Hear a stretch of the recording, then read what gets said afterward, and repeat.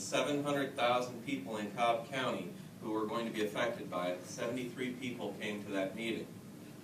Commissioner Thompson was presented with a petition that contained 1,100 or so signatures on it.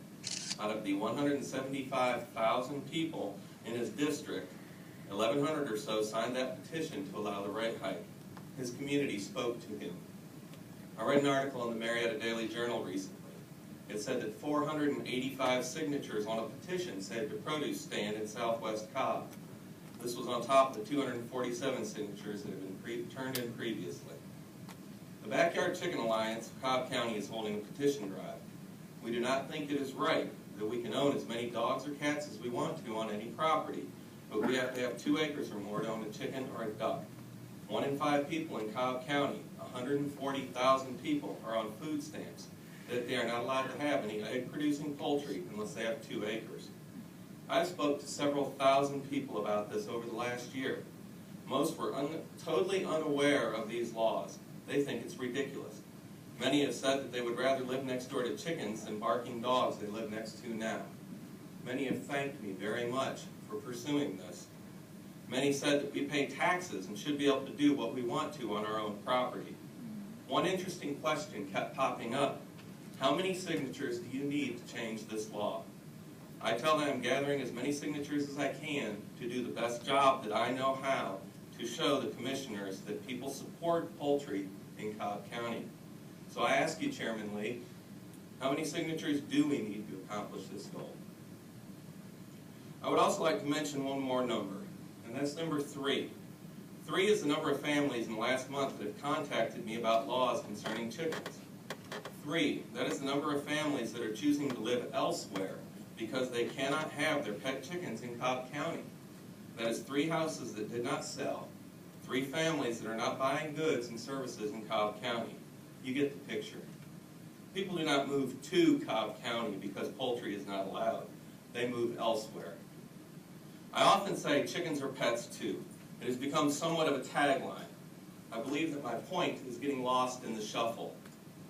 Dogs and cats, ducks and chickens, pets and poultry, they're all animals, inside or out.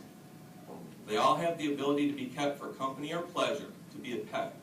They also all have the ability to serve their master, guard the house, keep it rodent-free, or feed the family. In the end, they are all animals. Pets are typically domesticated animals. A domesticated animal is any animal that has been tamed and made fit for human environment. They have consistently been kept in captivity over a long period of time, that they have marked differences in behavior and appearance from their wild relatives. Domestic animals enrich the lives of many county residents. However, if not cared for properly, these animals can be disruptive to a neighborhood. Animal control can help resolve these problems such as stray or vicious animals, noise complaints, sanitation issues, and reports of animal cruelty. My point is this. When compared to poultry, most dogs and some cats are much larger, make more noise, make more unusable and potentially toxic waste, and can even disfigure and kill people. Yet dogs and cats are not only legal, but legal to own in any quantity. Poultry are no louder than dogs. Generally very quiet animals like cats. Their waste makes great fertilizer for gardens and lawns. Poultry may tear up your landscaping, but they will not hurt you or your children. Poultry should be under the same laws that govern pets, not livestock. It was very interesting.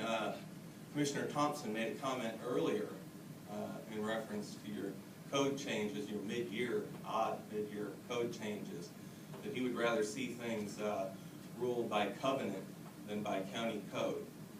I think I said that 2 months ago about this very issue. Thank you. Have a wonderful evening. Thank you. Next speaker.